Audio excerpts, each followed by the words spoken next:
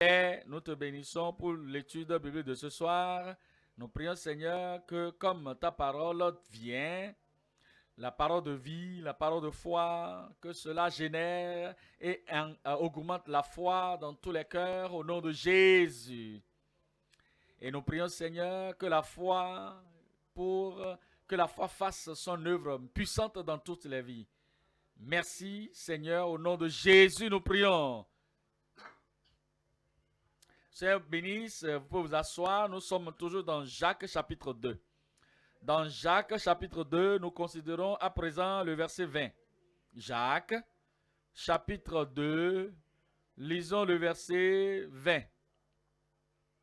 Veux-tu savoir, ô homme vain, que la foi sans les œuvres est inutile?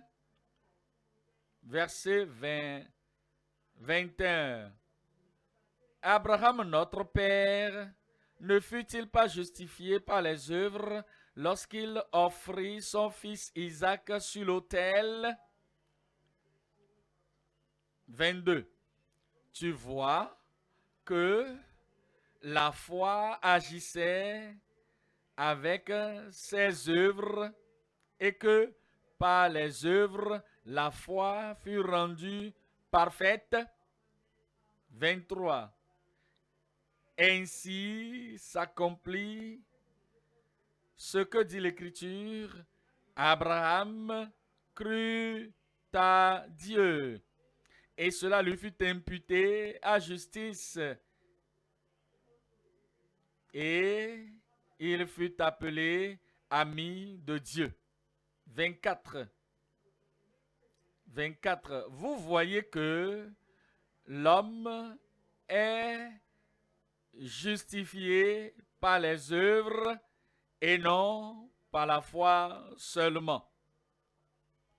Nous revenons à ce passage à cause de l'importance de ce passage. L'importance de la foi et ce que cela nous enseigne, ce que nous devons apprendre et comment nous devons relier cela. Nous parlons ce soir de vivre par la bonne foi d'Abraham et non par la foi morte d'Adam. Il y a une foi dynamique, il y a une foi vivante, il y a une foi qui justifie, il y a une foi qui nous donne de marcher sur le chemin de la justice par l'imputation de la justice de Christ à nous. Et de l'autre côté, il y a également la foi qui est morte. Une foi qui est sans les œuvres, une foi qui est sans obéissance, une foi qui est sans les actions correspondantes. Et une sorte d'action qui ne correspondent pas qui ne correspond pas à cette foi que nous professons ou que nous possédons. La foi qui est morte, la foi qui n'a rien de vie dans nos cœurs, dans nos actions. Ça, c'est une foi morte. Pas d'action, pas de relations correspondantes et pas de transformation, même si l'homme profère être dans la foi. Et nous voyons cela avec Adam. Et Adam avait une foi morte. Et il savait qu'il y avait Dieu. Il savait que Dieu l'avait créé. Il savait que Dieu avait créé Ève, sa femme. Et il n'avait pas de doute à propos de cela, à propos de la puissance de Dieu de créer. Il n'était pas un athée. Il croyait en Dieu. Que Dieu était un puissant Dieu. Malgré cela, il n'a pas suivi cette foi jusqu'au bout. La foi qu'il avait en Dieu, cette foi était morte. Et il a désobéi au Seigneur. Cette sorte de profession de foi qui obéit à la parole et qui ne suit pas la conscience de pouvoir suivre Dieu dans ses actions est une foi morte.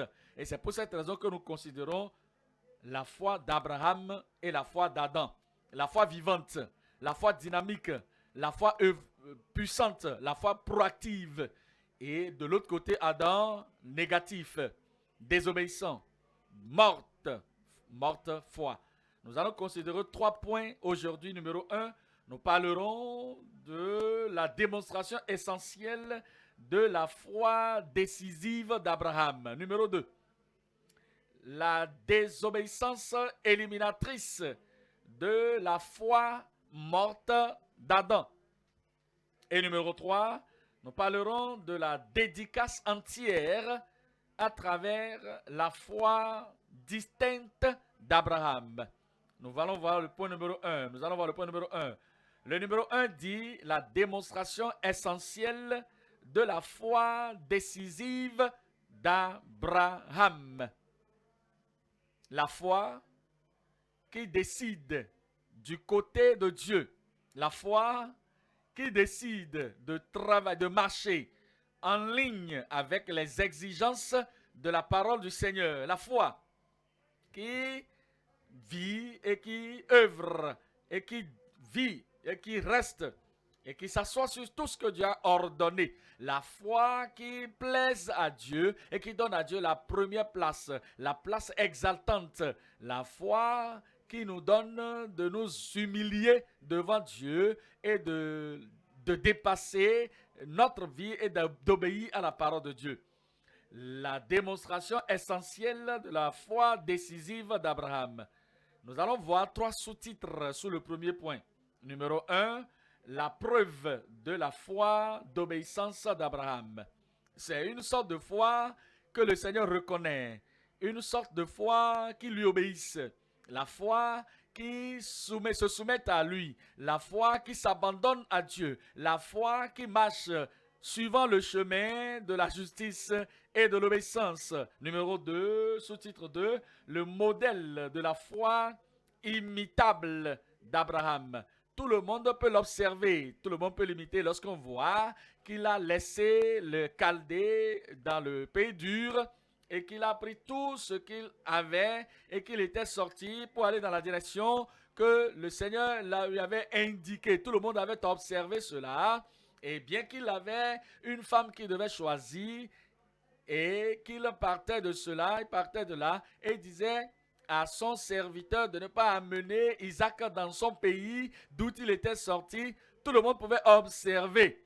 Et on peut le dire que c'est une ordonnance de l'Éternel qui n'était pas faite dans le secret. Et lorsque vous croyez à Dieu dans la vérité, lorsque vous obéissez à Dieu dans la vérité, votre vie, votre œuvre, vos actions, votre ténacité, votre disposition, votre fermeté, tout en vous est observable. Et sous-titre 3, nous parlerons des possesseurs de la foi occupante d'Abraham. La foi occupante, la foi qui fait quelque chose, la foi qui est toujours en œuvre.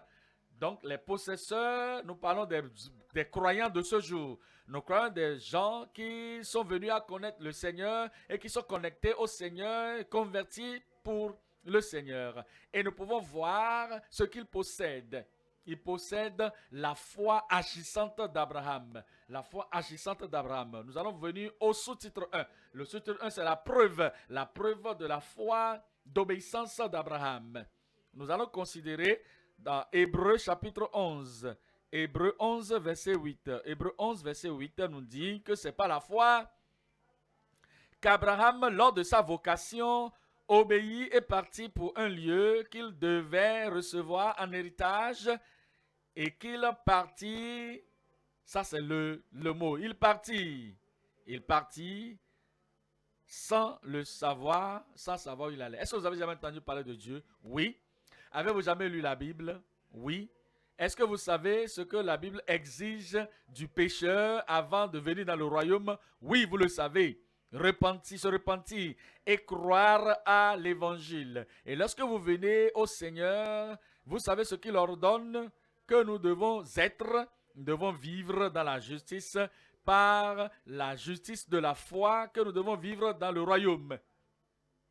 Sachant, écoutant, c'est une chose. Faire, obéir, c'est la réelle chose. Il obéit et partit sans savoir où il allait. Ça, c'est la foi. Il s'est reposé sur Dieu. Oh Seigneur, qu'est-ce que tu dis? Il dit ce qu'il dit. Il a dit ce qu'il dit. Il est sûr ce qu'il dit. Et il allait là où il partait, il ne savait même pas là où il serait. Il ne savait pas la destination, il ne connaissait pas le point final, mais de ce qu'il allait posséder. Malgré cela, il a obéi, ne sachant où il allait. Ça, c'est la foi de l'obéissance que le Seigneur exige de nous. Allons dans Romains chapitre 6. Romains 6, 17. Romains 6, verset 17. Mais grâce soit rendue à Dieu de ce que, après avoir été esclave du péché, vous avez obéi de cœur à la règle de doctrine dans laquelle vous avez été instruits. C'est ce que le Seigneur espère et c'est ce que l'Église primitive avait fait. Jérusalem, Rome, Philippe, Éphèse, tous ceux qui ont connu le Seigneur réellement et qui sont venus à croire au Seigneur, ils ont obéi de leur cœur ce commandement saint qui leur était donné. Regardez le verset 18. Le verset 18. Ayant été affranchis du péché, les péchés de la désobéissance qui ont envahi nos vies avant que nous connaissions le Seigneur. Si nous connaissons le Seigneur vraiment dans la réalité, dans les moindres choses, dans les grandes choses, dans les choses publiques, dans les choses en secret, privé, dans les choses spirituelles, dans les choses sociales, dans les choses ordinaires, dans les choses extraordinaires, pour prouver que vous êtes vous avez connu le Seigneur. C'est l'obéissance à la parole qui va le dire. Si que vous êtes devenus esclaves de la justice. Il est dit dans Romains chapitre 16, verset 26. Romains 16, 26. Mais manifesté maintenant par les écrits des prophètes, d'après l'ordre de Dieu, l'Éternel, d'après l'ordre du Dieu éternel, et porté à la connaissance de toutes les nations, afin qu'elles obéissent à la foi. Obéissent à la foi. Quiconque professant être sauvé, né de nouveau, enfant de Dieu, mais qui n'a pas l'évidence de l'obéissance, de la foi dans sa vie, il n'est pas venu à la vraie foi. Pas encore. La foi qui amène le salut. La foi qui amène la conversion. Cette foi qui œuvre dans nos vies et qui nous donne d'être obéissants. Des obéissants à la foi. Ça, c'est la preuve que nous avons la foi vivante, la foi dynamique, la foi décisive dans le Seigneur. Sous-titre 2. Nous parlons à présent du modèle de la foi d'Abraham observable. Hébreux 11. Hébreux 11, 9. Hébreux 11, verset 9. Il dit au verset 9 que c'est par la foi qu'il vint s'établir dans la terre promise, comme dans une terre étrangère, habitant sous des tentes avec Isaac et Jacob, les co-héritiers de la même promesse. Verset 10. Au verset 10, car il attendait la cité qui a de solides fondements, celle dont Dieu est l'architecte et le constructeur. Et Dieu l'a appelé pour aller sur une terre de promesses, ici sur la terre, qu'il ne connaissait pas et qu'il ne savait même pas comment la terre, ce à quoi ressemblait la terre. Mais il a obéi, que sachant que Dieu ne veut pas mentir, il savait que ce que Dieu disait, il le disait. Et qu'il préparait ce lieu-là pour lui. Et bien qu'il ne sût cette terre ou vu cette terre ayant été sur cette terre auparavant, il crut au Seigneur et il s'est tenu sur sa parole et il a commencé sa marche. Et il a regardé au-delà de la terre de promesse. Il a regardé au-delà de la terre terrestre. Il a regardé au-delà de la terre plaisante. Il a dit qu'il a cru qu'il y a une autre terre dans la gloire. Il y a une autre terre dans la gloire. Il y a une autre terre de l'autre côté, au-delà des cieux.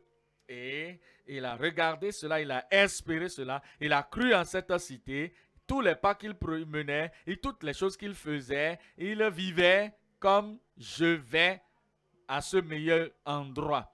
Et pour y parvenir, je dois être obéissant au Seigneur. Voilà pourquoi il est dit qu'Abraham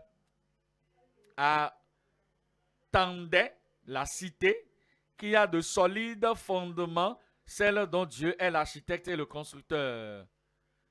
Et il s'est vraiment dépendu de ça lorsqu'il avait d'arguments entre les serviteurs d'Abraham et les serviteurs de l'autre. Qui doit prendre ceci, qui doit prendre cela. Abraham a dit, prends ce que tu désires, prends ce que tu désires, je vais prendre ce qui resterait. Puisqu'il avait la foi en Dieu, il n'avait pas cru que c'est pas sa propre force, ses propres luttes qu'il aurait ceci, va arracher ceci ou non. Il y a des gens qui se nomment des croyants. Ils ne se soumettent jamais à quoi que ce soit que le Seigneur peut faire, à quoi que ce soit que le Seigneur va dire. S'il y a quelque chose qui se place entre la personne, celui-là et l'autre, il va utiliser tous les moyens possibles pour réclamer ce qui est à lui et lui arracher cette chose afin de posséder ce qu'il désire. Ça, ce n'est pas la foi, ça.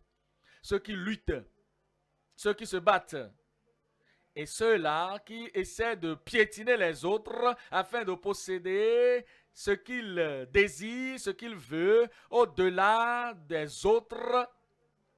Ça, c'est la vie de l'incroyance. Abraham eut foi en Dieu. Et il avait tout laissé entre les mains de Dieu. Lot n'avait pas cette foi en Dieu. Il voulait posséder, attirer, saisir. Et finalement, il a atterri à Sodome. Hébreux, chapitre 6, le verset 12. Hébreux, chapitre 6, le verset 12. Au verset 12, il dit en sorte que vous ne vous relâchiez point et que vous n'imitiez ceux qui, par la foi et la persévérance, héritent des promesses. Et que vous imitiez ceux qui, par la foi et la persévérance, héritent des promesses. Dans le cas d'Abraham, c'était une promesse physique terrestre. Je te donnerai cette terre.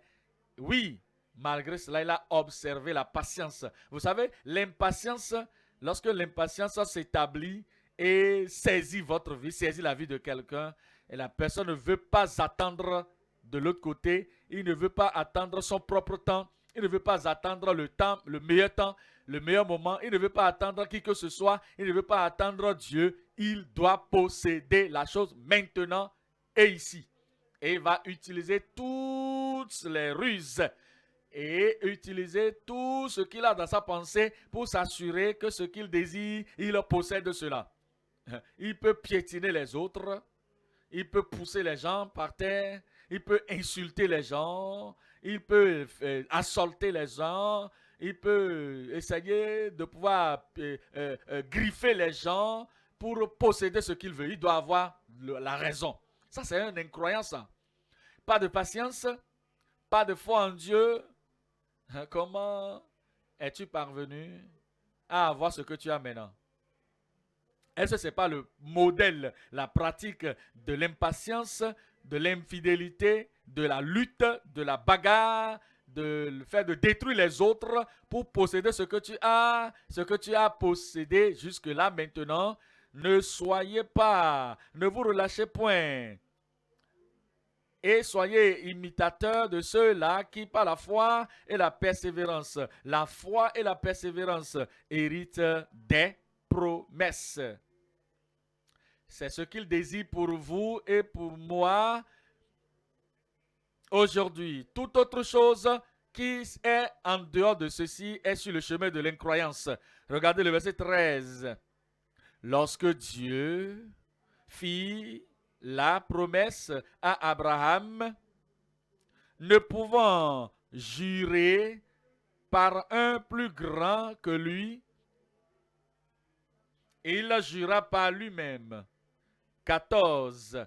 Et il dit, certainement, je te bénirai et je multiplierai ta postérité. 15. Et c'est ainsi qu'Abraham, ayant persévéré, patiemment, pensez à cela, l'endurance va de pair avec la patience. Tu veux que le problème soit résolu. Tu veux que la promesse soit accomplie. Tu veux voir que ton désir soit accompli. La patience est nécessaire. Celui-là qui demande maintenant, qui veut encore l'avoir maintenant et qui ne vient pas. Ça, ce n'est pas le chemin de la foi. La patience. Dans la patience, on dit le cœur patient est recherche ce qui doit dire recherche. Et bien que la chose tarde, bien que cela ne vient pas maintenant, il est calme. Il est calme. Cœur patient, cœur impatient, sois calme. Sois calme. Le cœur est gris. Mon cœur est gris. Je veux voir que cela soit fait. Je suis trop pressé que cela soit fait. Si c'est fait maintenant. Mais ce n'est pas fait maintenant. Oh, cœur impatient, sois calme. Cœur anxieux. Cœur anxieux, anxieux, anxieux. Je veux ceci, je veux ceci, je veux cela. Sois calme, sois calme. Veille, prie, travaille et prie sans cesse. Peu importe ce qui va se passer, tiens-toi et reste là. Dans son temps, ça va venir. C'est ce que Dieu dit, que l'endurance va de pair avec la patience. Qui que ce soit qui ne peut pas endurer n'a pas non plus la patience. Je ne peux pas endurer une douleur, je ne peux pas endurer quelque refus ou retard. Je veux prendre le contrôle. Je veux être au contrôle de ceci, contrôle ceci, contrôle cela. Je veux être dans le partenariat de la possession. Je vais l'avoir maintenant. Mon frère, calme-toi. Cœur impatient, cœur anxieux, cœur impatient. Sois calme. Ça va venir. Ça peut ne pas venir maintenant. Et mon âme va rester attendant jusqu'à ce que ça vienne. Quel que soit ce qui sera, quel que soit ce qui va se passer et ou non, après qu'il a enduré patiemment, il va obtenir la promesse.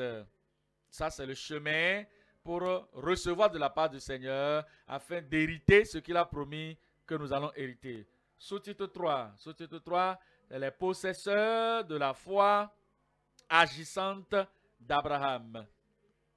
Nous considérons Hébreux 11.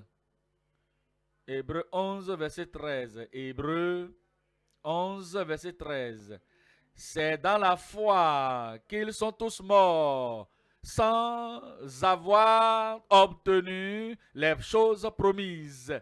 Ils ont tous péri, ils sont tous morts. Parlant d'Abraham, il n'avait pas eu la possession de toute la terre de Canaan que le Seigneur lui avait promise et avait promis comme héritage.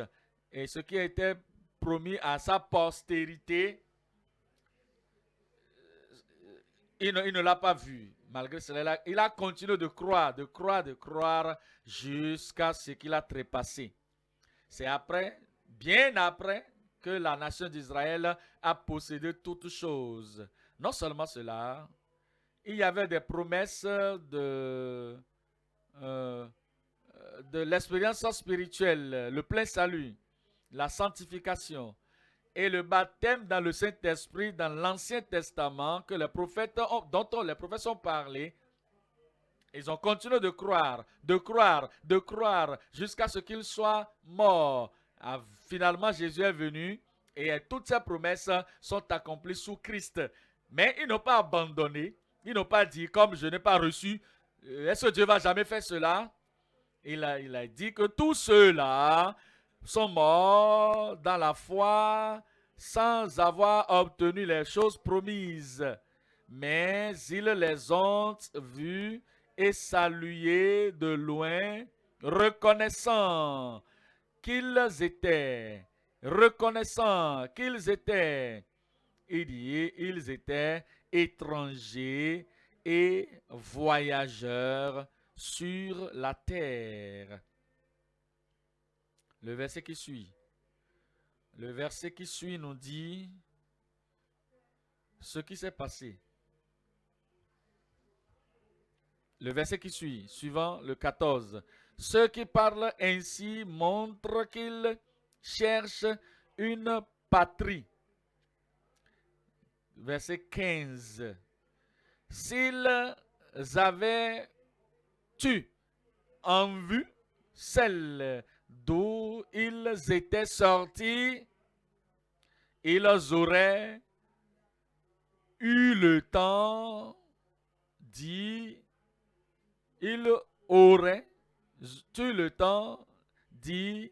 retourner. La tentation, la pensée de retourner. Mais non, ils ne se sont pas retournés. Parce que quoi? Ils ont continué dans la foi, ils ont continué de faire ce que Dieu les a appelés à faire. Verset 16. Mais maintenant, ils en désirent une meilleure. Ils ont dit, même si nous avons toutes ces choses-là, même si nous possédons tous les plaisirs, tout ce qui est ici sur la terre, il y a une chose meilleure. Et nous n'allons pas géopardiser notre chance de parvenir à cette terre meilleure en agissant dans une manière charnelle, agissant d'une manière sociétale, en agissant de la manière mondaine et de la bagarre, de la lutte ici sur ces choses. Non, nous allons demeurer focalisés avec le Seigneur. Nous allons demeurer fidèles au Seigneur. Ainsi, il dit que c'est pour cette raison que lorsqu'ils ont désiré cette terre céleste, cette terre céleste, ils ont dit que Dieu même n'a pas honte d'être appelé leur Dieu. C'est pourquoi Dieu n'a pas honte d'être appelé leur Dieu. Car il leur a préparé une cité. Car il leur a préparé une cité. Comme Christ nous a rassurés, dans la maison de mon Père, il y a plusieurs demeures. Si cela n'était pas, je vous l'aurais dit. Je m'en vais vous préparer une place. Et lorsque je m'en serai allé, que je vous aurai préparé la place, je reviendrai encore et je vous prendrai avec moi pour que là où je suis, vous y soyez. Et après cela, il a dit, occupez-vous jusqu'à ce que je revienne. Faites-les valoir jusqu'à ce que je revienne. Et quand vous avez la foi en Dieu et que vous avez les yeux sur ce lieu céleste, ce lieu futur, vous devez manifester cette foi pour faire ce qu'il vous a donné de faire pendant que nous sommes dans l'attente de ce temps. Nous devons continuer et nous occuper jusqu'à ce qu'il revienne. Nous regardons à 1 Pierre 2. 1 Pierre 2, verset 1 Pierre. Chapitre 2. Le verset 11.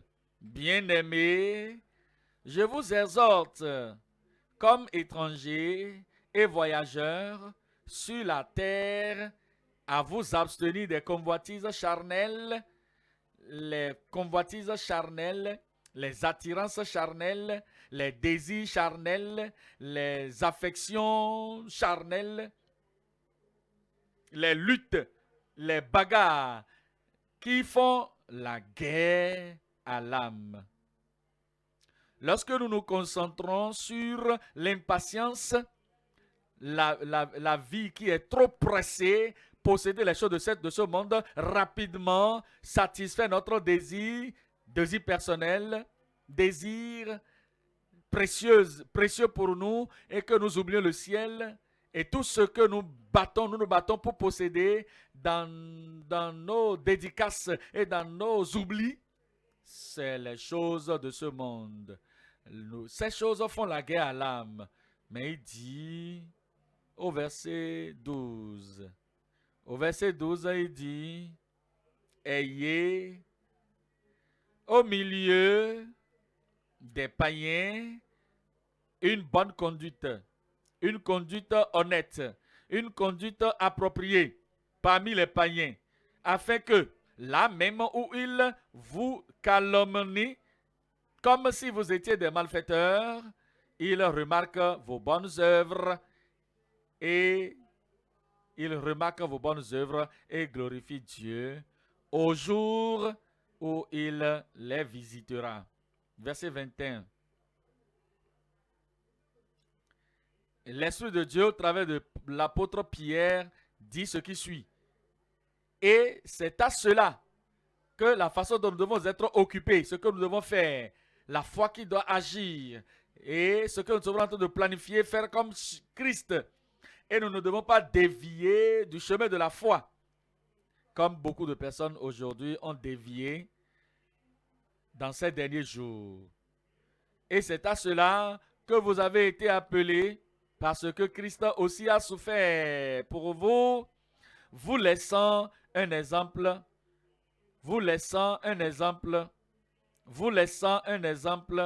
afin que vous suiviez ses traces.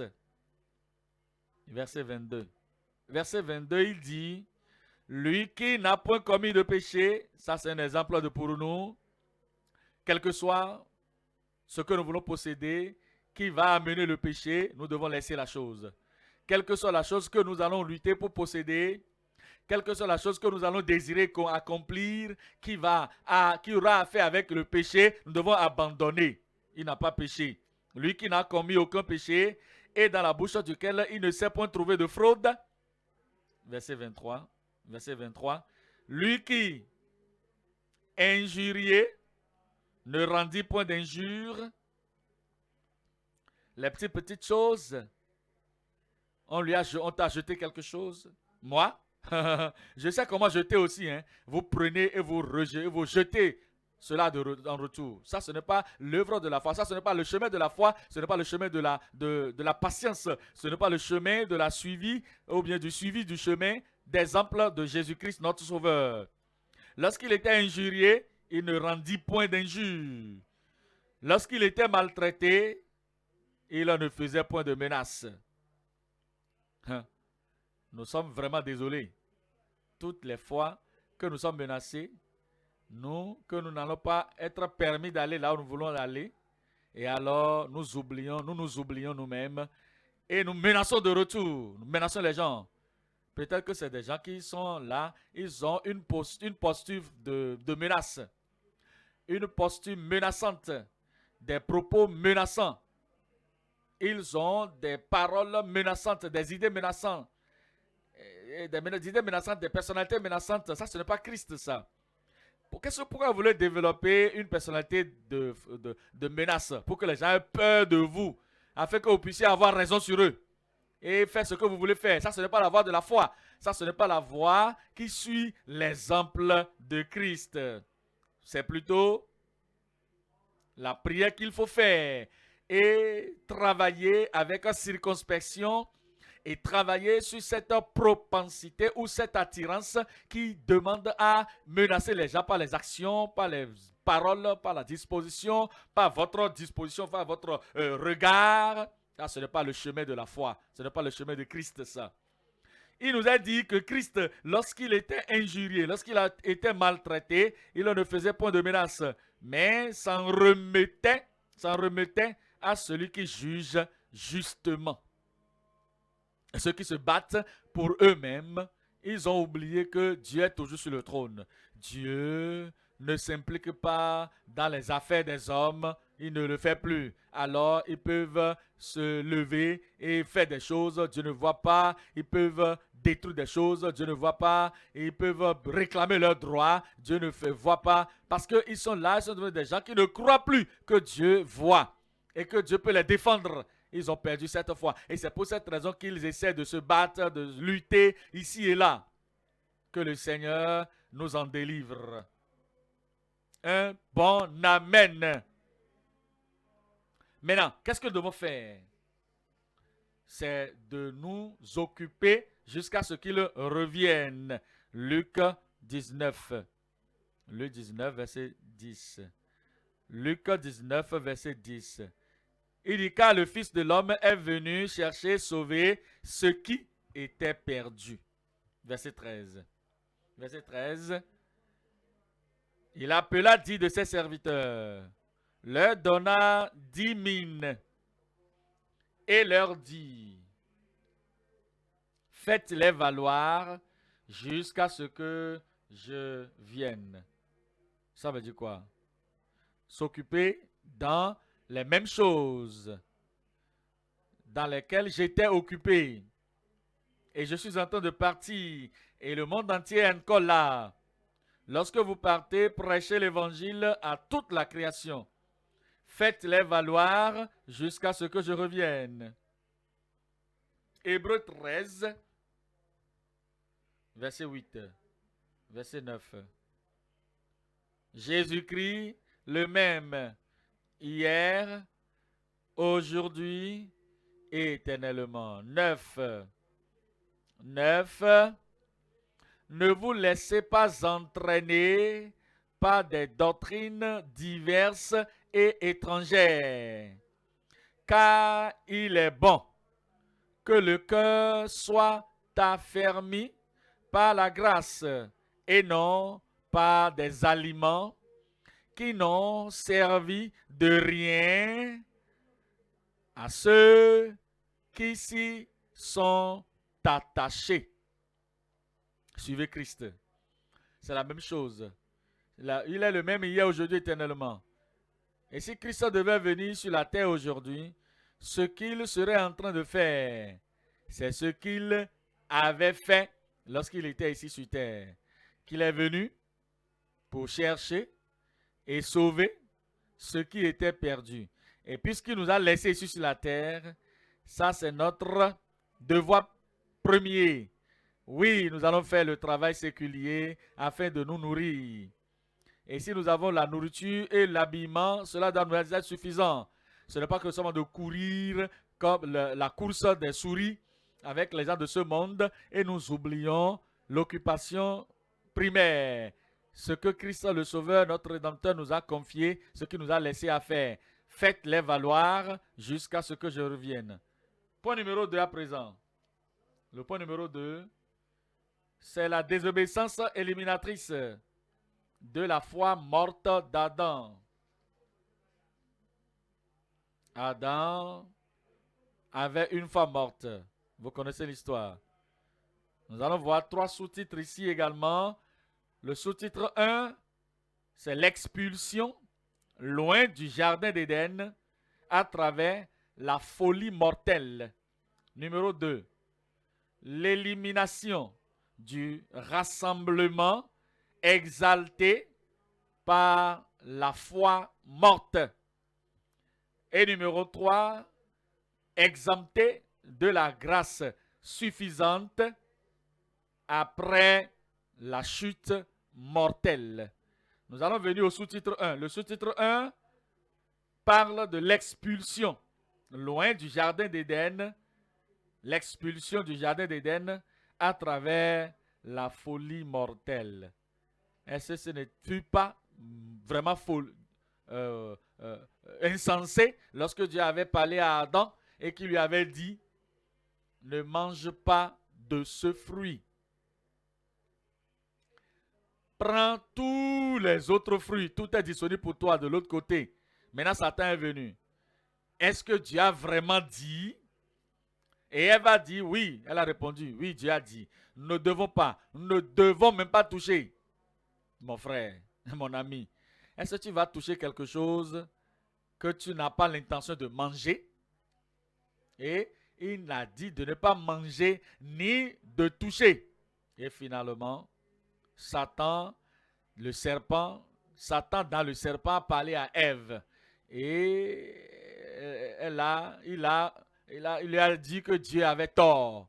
Et que Dieu avait un motif qui ne voulait pas qu'il soit comme lui-même. Et de manger. Il faut manger. Allez manger. Prenez, touchez et vous serez comme Dieu. Et à cause du manque de foi en Dieu, à cause du manque de confiance en Dieu, elle a touché, elle a pris, elle en a mangé. Et Adam n'était pas présent, Adam était là. Et lorsque Adam était venu auprès d'elle, elle a fait l'introduction du fruit à Adam. Adam avait directement reçu de la part de Dieu de ne pas toucher, de ne pas manger cette chose. Maintenant, manque de foi en Dieu, manque d'obéissance en Dieu, manque de confiance en Dieu, manque de se soumettre à Dieu, lui aussi, il a cru à la parole de la femme parce qu'il a dit à Dieu, c'est la femme que tu m'as donnée qui m'en a donné et j'en ai mangé. Il a pris la parole de la femme et il a laissé sa conviction en Dieu. Il a abandonné sa confiance en Dieu. Il a abandonné son obéissance à Dieu. Et il est devenu nu. Adam, tu es où là? J'ai entendu ta voix dans le jardin et je me suis caché parce que je suis nu. Qui t'a dit que tu es nu? Est-ce que tu as mangé du fruit de l'arbre dont je t'ai défendu de manger, au lieu de dire oui, je l'ai mangé, je m'excuse beaucoup, je suis parti très loin, j'ai perdu le chemin. Non, il ne l'a pas fait. L'orgueil a tout couvert. L'orgueil ne veut pas confesser. L'orgueil veut cacher, donner des excuses. Se cacher, donner des excuses. Voyez-vous, c'est ce qu'il a dit dans Job 31. Job 31, 33. Job 31, 33. 31, 33. Si comme des hommes, j'ai caché, comme Adam, j'ai caché mes transgressions.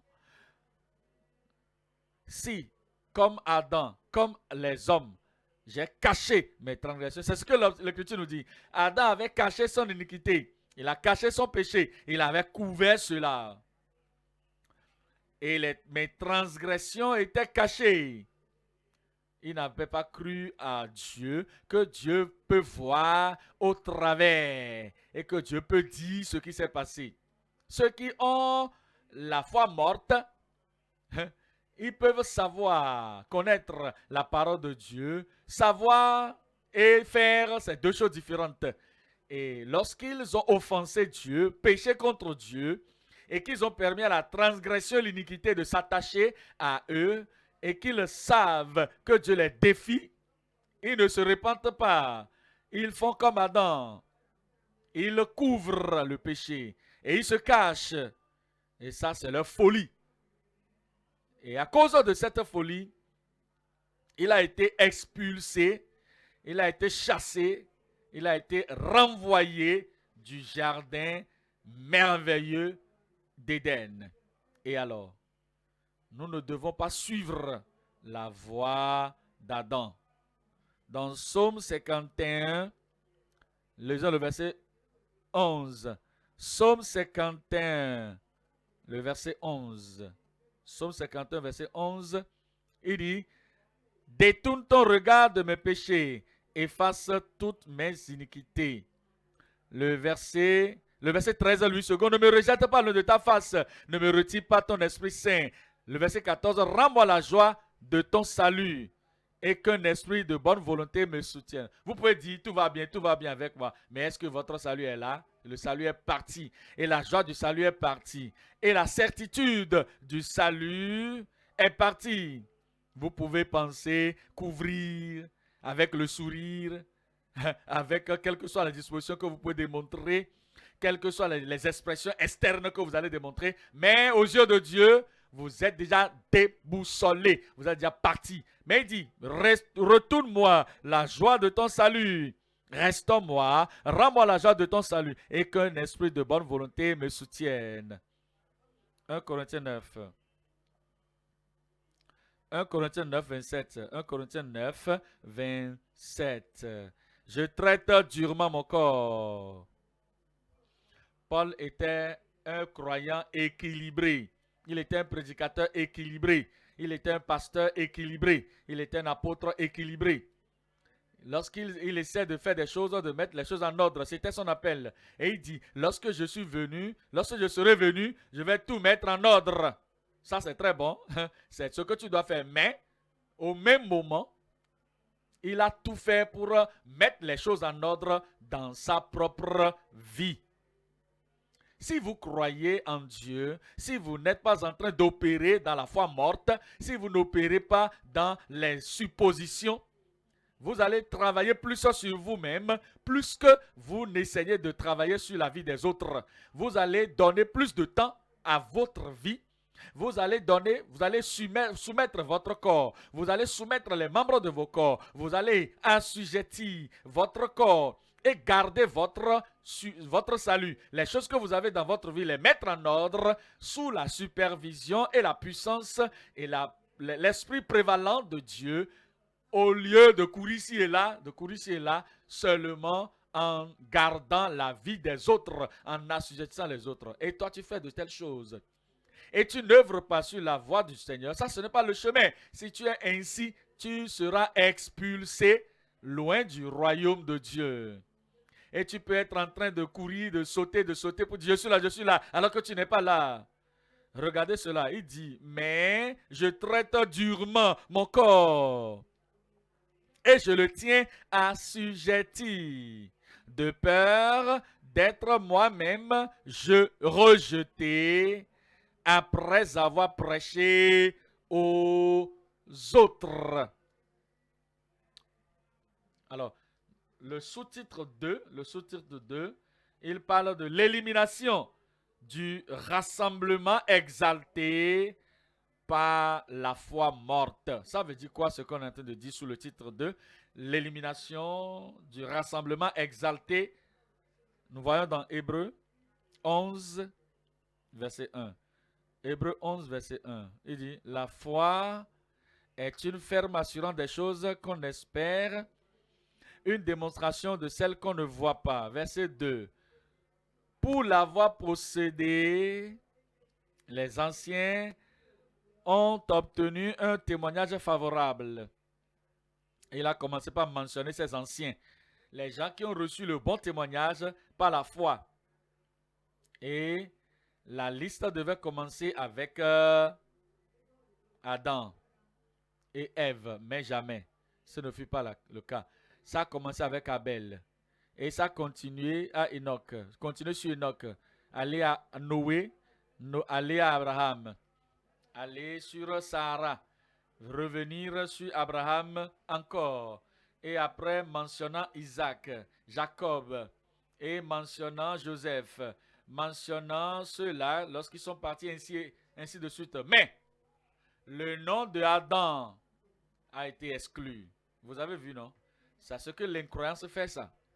Lorsque quelqu'un se concentre sur les autres choses et qu'il néglige ce qui est nécessaire, la foi qu'il doit manifester, la foi qu'il doit posséder, vous devez plutôt mettre l'emphase sur la foi, l'obéissance et l'observance de la parole de Dieu dans nos vies.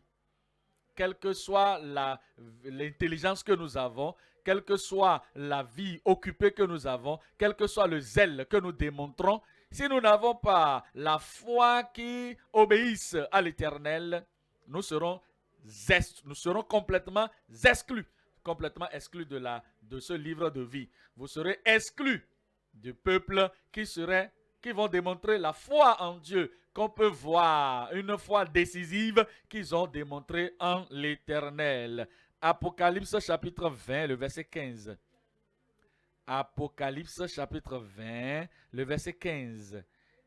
Quiconque ne fut pas trouvé écrit dans le livre de vie, ceux-là qui sont écrits dans le livre de vie, ce sont les gens qui ont gardé la foi initiale en Dieu, se repentant de leurs péchés et croyant au Seigneur Jésus-Christ. Et alors, ils ont continué dans cette obéissance pratique et cette foi d'obéissance pratique dans le Seigneur, comme le fut Abraham, pas comme Adam le fut dans sa foi morte.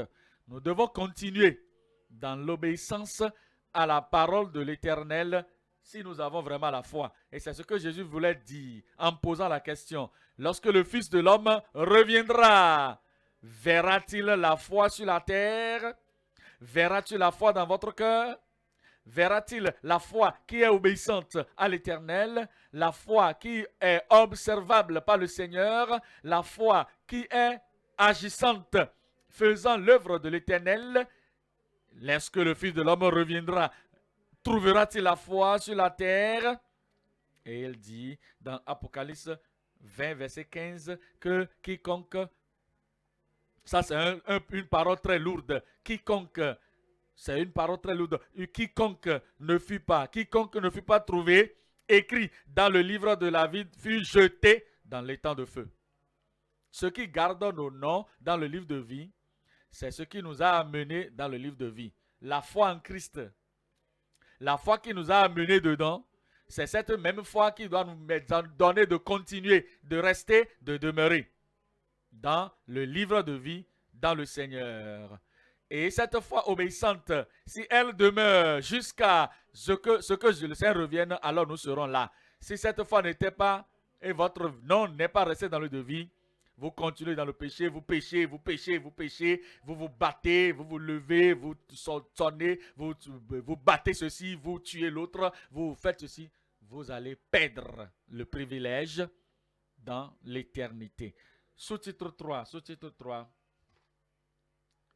L'exemption de la grâce suffisante après la chute mortelle. La chute d'Adam avait alourdi sa conscience. Bien que Dieu avait annoncé le jugement, non, Dieu a dit ça, c'est pas grave. C'est avec la sueur de ton front que tu vas manger, c'est pas grave. Et la terre va te donner des ronces et des épines, c'est pas grave. Et même ta femme, elle va enfanter, elle aura des douleurs, c'est pas grave, c'est bon, c'est Dieu qui parle. Et maintenant, tu vas sortir du jardin. Et tu seras en train de travailler la terre.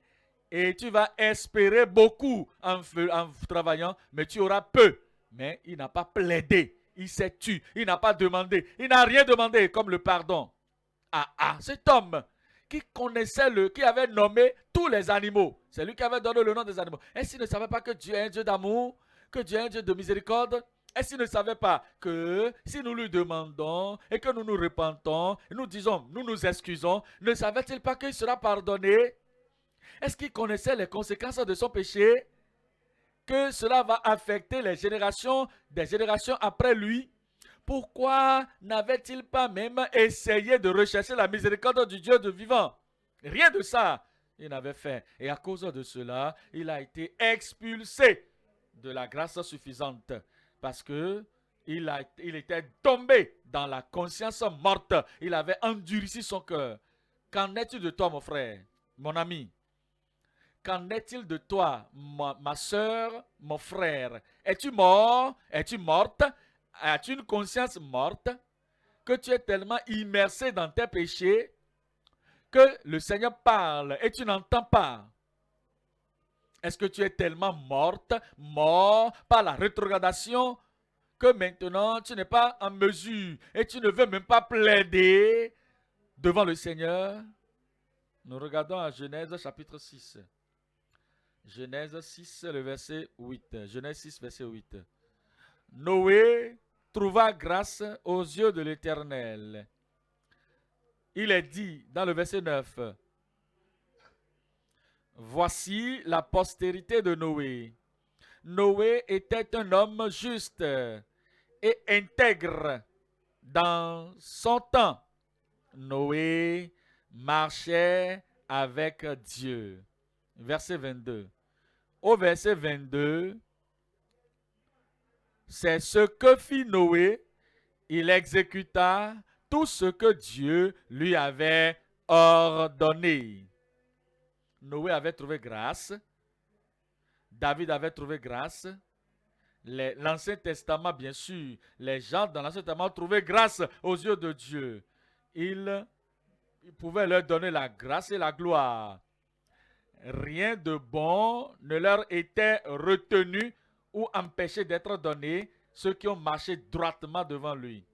Oui, nous sommes au jour de grâce, mais la grâce ne descend pas seulement sur les gens si nous ne démontrons pas la sobriété, s'il n'y a pas la tristesse pour le péché que nous avons commis, et nous sommes en train de commettre, s'il n'y a pas de repentance, le détour de ces péchés, que vous respectez Dieu, vous honorez Dieu, vous croyez en Dieu, vous créez Dieu, que Dieu va punir le péché, que les mains se mettent ensemble, le pécheur ne sera pas impuni.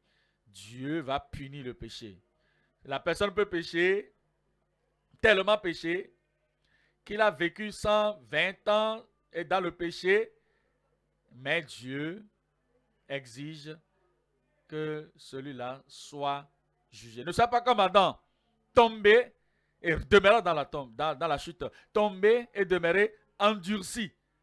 Tombé, mais la conscience a été scellée avec un fer de fer, un fer chaud. Alors, ce que tu as fait, si tu continues dedans, l'expulsion va venir de la part du royaume. L'élimination viendra, l'exemption viendra de la part du royaume, à moins que vous receviez la grâce. Il est dit dans Luc 18, Luc 18, verset 8. Luc, chapitre 18,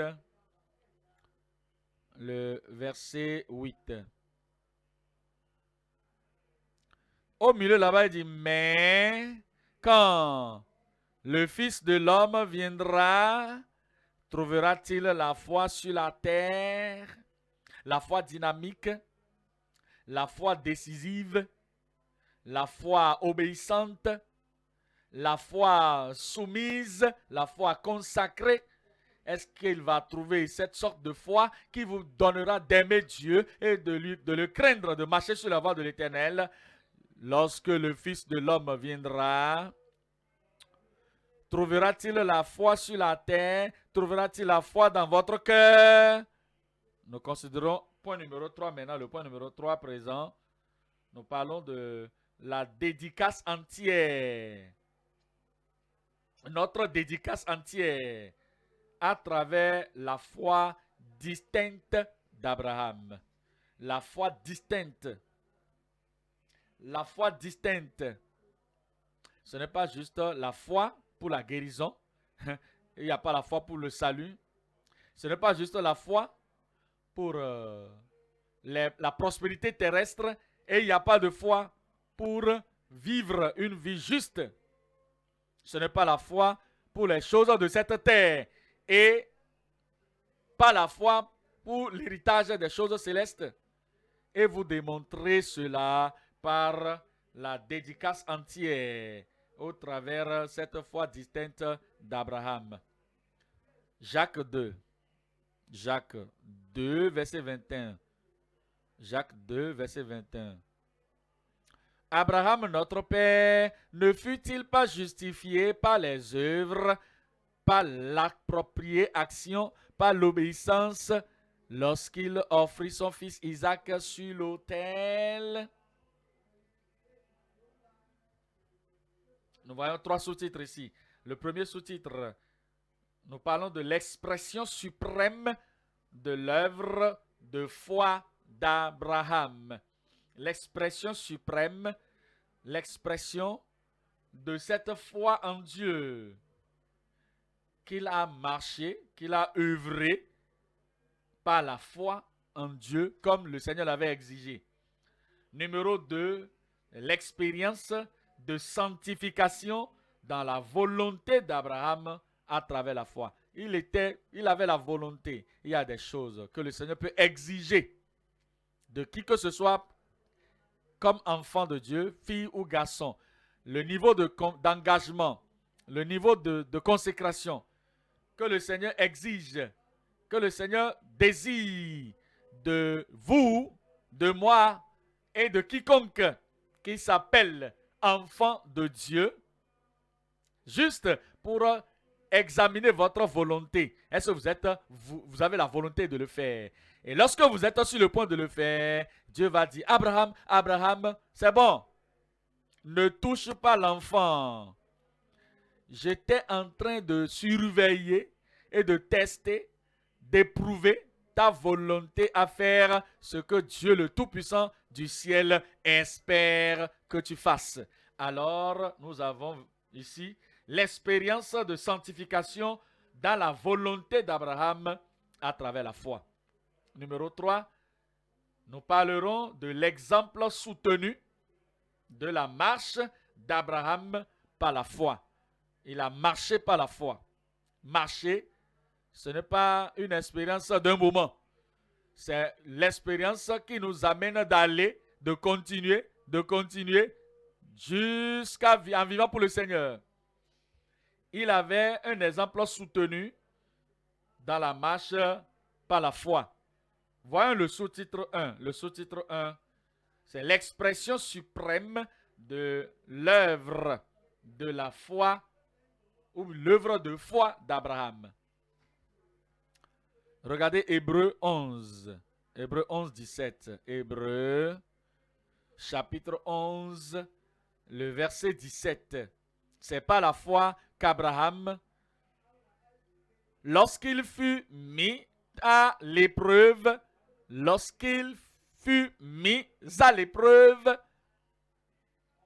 offrit Isaac et qu'il offrit son fils unique.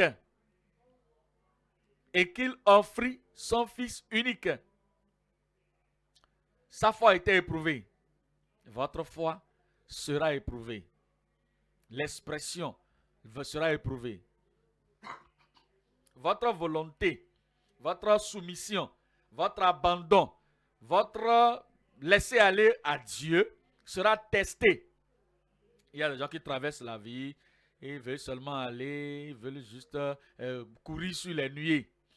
Et ils ne pensent pas à ce qu'un test peut venir, une épreuve peut venir. Ils ne pensent pas que Dieu peut exiger quelque chose de leur part. Que Dieu ne va pas juste prendre quelque chose d'eux, mais Dieu va le dire pour voir.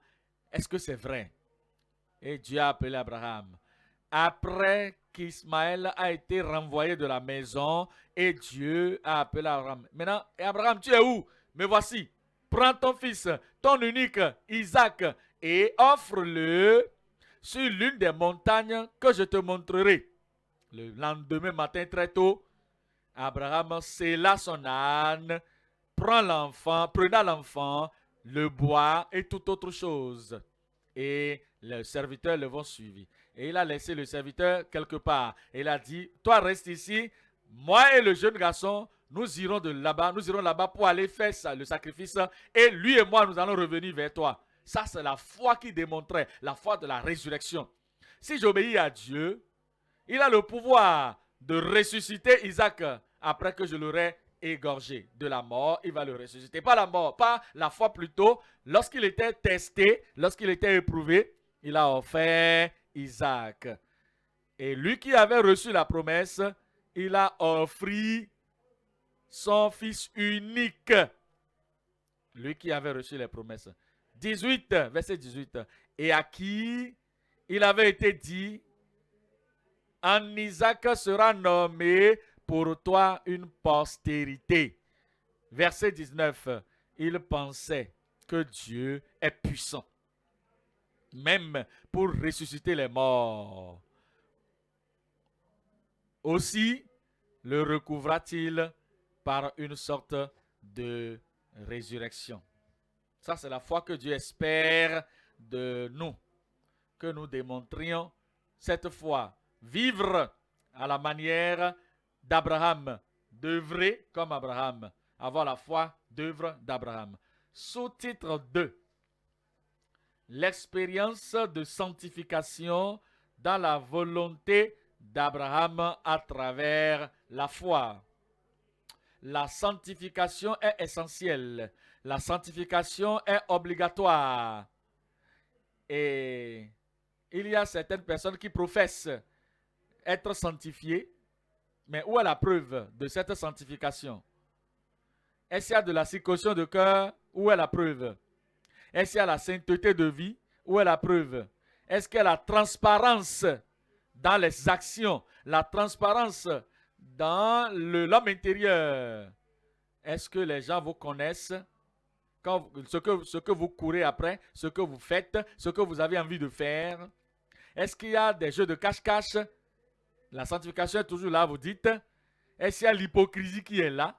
Il n'y a pas de sanctification là. Est-ce qu'il y a des prétentions là? Il n'y a pas de sanctification là-bas. Est-ce qu'il y a le fait de faire croire? De faire croire. Oui, je suis sanctifié, je ne veux pas de questions, je le suis. Je n'ai pas besoin de prédication, je suis sanctifié. Attends un peu.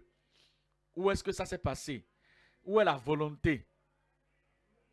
Est-ce que tu es prêt à prendre tout? De tout ce que Dieu exige. Dans le cas d'Abraham,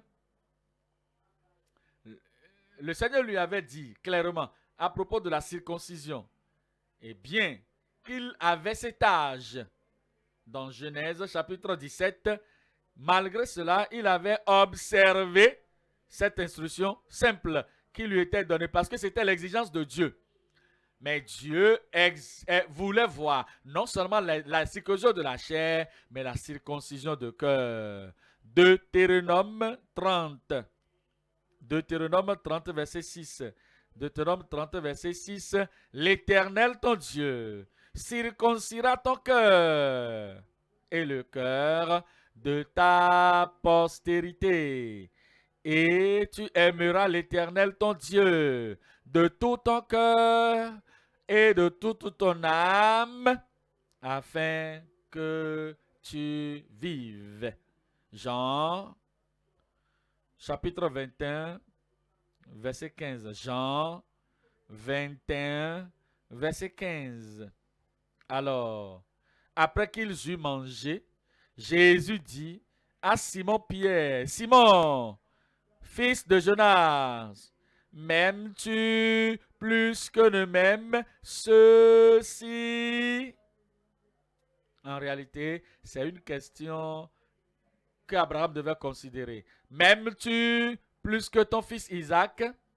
Ça, c'est la question que nous devons tous considérer. Est-ce qu'il y a quelque chose pour toi sur la terre? Quelqu'un sur la terre pour toi? Quelque activité sur la terre pour toi? Quelque position sur la terre pour toi? Quelque chose de la terre que le Seigneur demande. Sois sincère envers moi. Sois ouvert. Sois clair. Est-ce que tu as une foi de sanctification de la volonté d'Abraham? Est-ce que tu m'aimes plus que cette chose? Plus que cette chose, plus que cette chose là-bas? Ça, c'est la question qu'il continue de poser aujourd'hui. Et si nos cœurs sont sanctifiés, circoncis, si nos cœurs sont purifiés, nous aimons Dieu au-delà de toute chose. Ainsi, Christ posait la question, m'aimes-tu plus que ne m'aiment ceux-ci? Il lui répondit, oui Seigneur, tu sais que je t'aime.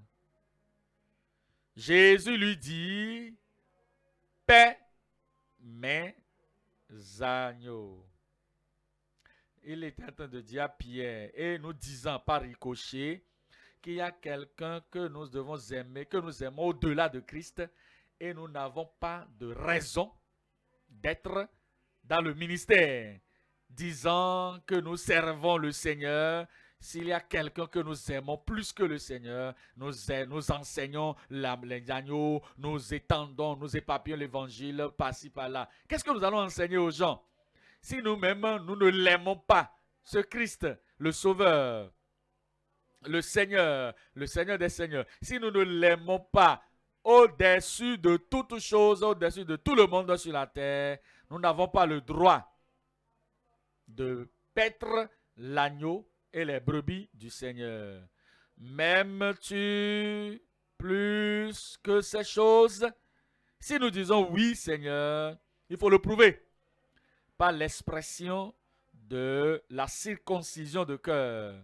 Nous considérons au sous-titre 3, le sous-titre 3, nous parlons de l'exemple soutenu de la marche d'Abraham par la foi. Nous considérons Romains 4, verset 12. Romains 4, verset 12. Et le Père des circoncis qui ne sont pas seulement circoncis, mais encore qui marchent sur les traces de la foi de notre Père Abraham. Que nous marchions aussi sur les traces de la foi de notre Père Abraham quand il était incirconcis. Verset 16. Verset 16. C'est pourquoi les héritiers le sont par la foi, pour l'intention, pour que ce soit par grâce, afin que la promesse soit assurée à toute la postérité, non seulement à celle qui est sous la loi, mais aussi à celle qui a la foi d'Abraham, la foi d'Abraham, la foi d'Abraham, notre Père à tous. Notre Père à tous. Est-ce que le Seigneur nous a parlé aujourd'hui? Oui, il nous a parlé et il voudrait que nous sachions, en tant que des croyants du Nouveau Testament, que nous devons vivre par la foi, nous devons marcher par la foi, nous devons demeurer dans la foi et faire toutes choses. Consécration par la foi, soumission par la foi, abandon par la foi, et nous devons continuer d'agir et ajouter des vertus de Christ dans nos vies. Et c'est ce qui va démontrer que nous avons réellement la foi décisive, la foi agissante, la foi demeurante et la foi qui peut être observée parce que c'est une foi obéissante. 2 Pierre 1. 2 Pierre 1, le verset 5.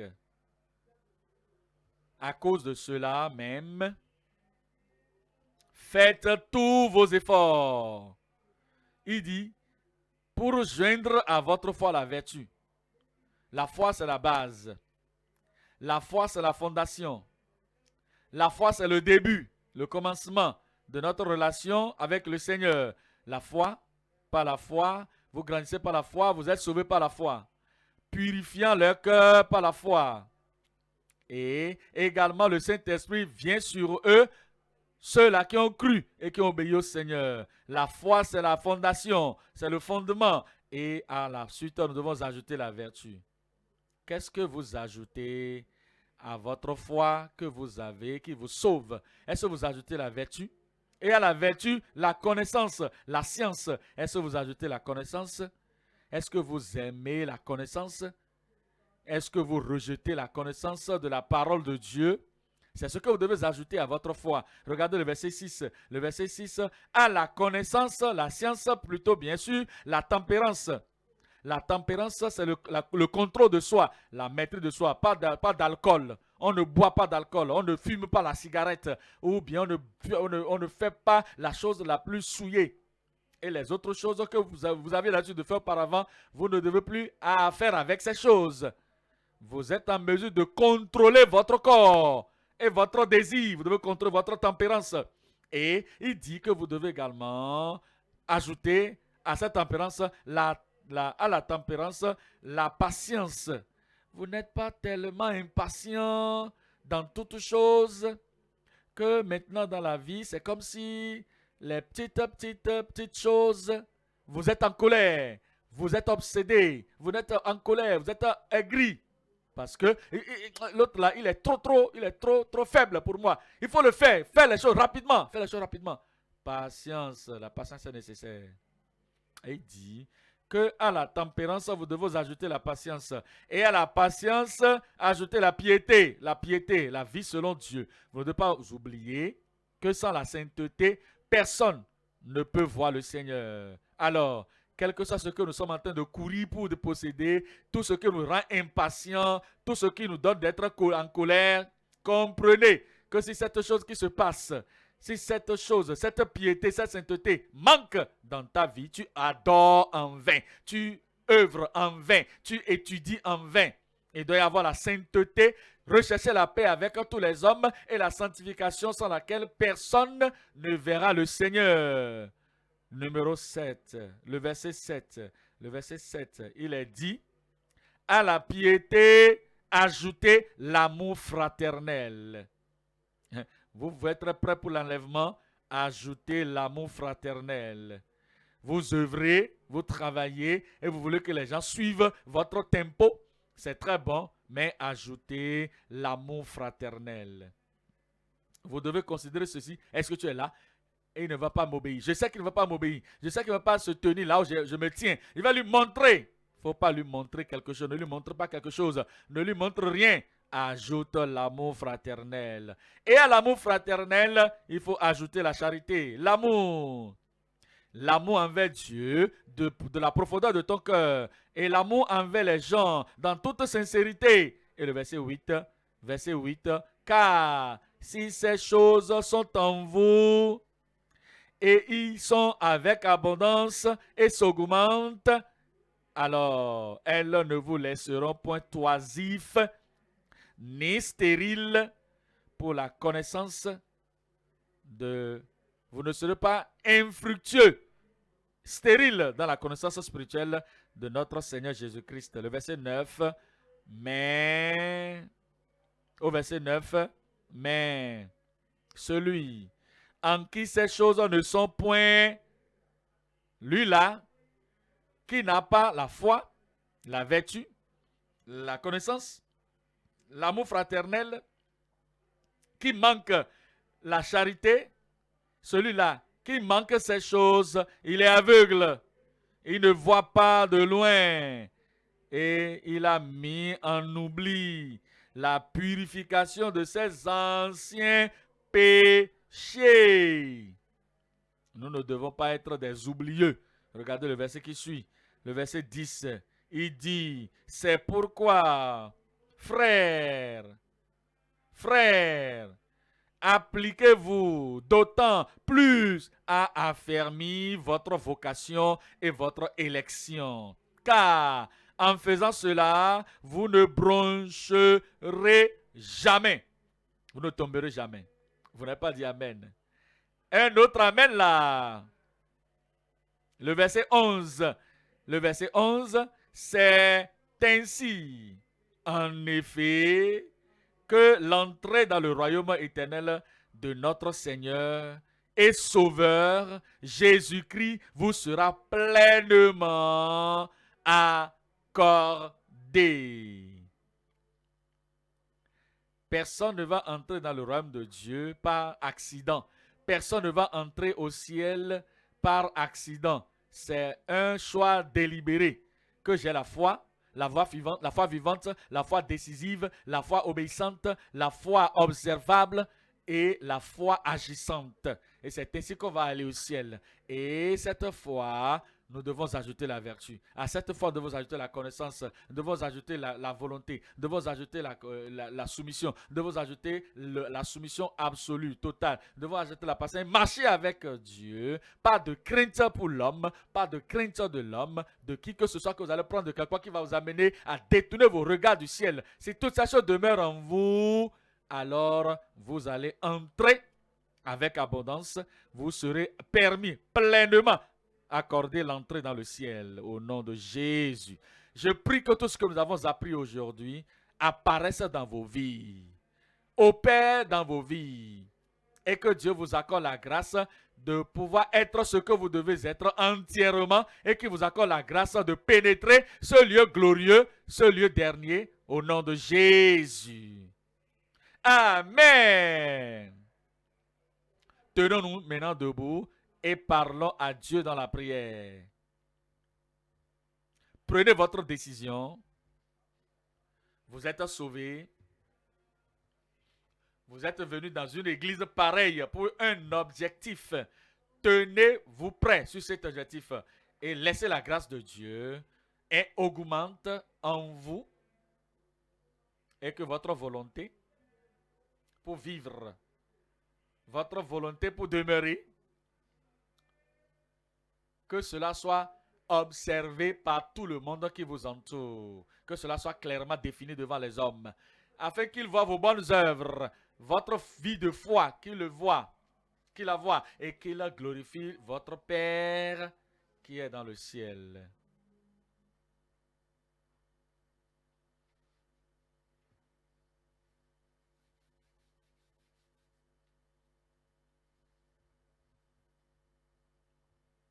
Nous devons continuer de prier. Élevons la voix pour prier le Seigneur. Ce soir, le Seigneur nous a parlé. Quel jour de recevoir une telle parole bénie de la part de Dieu.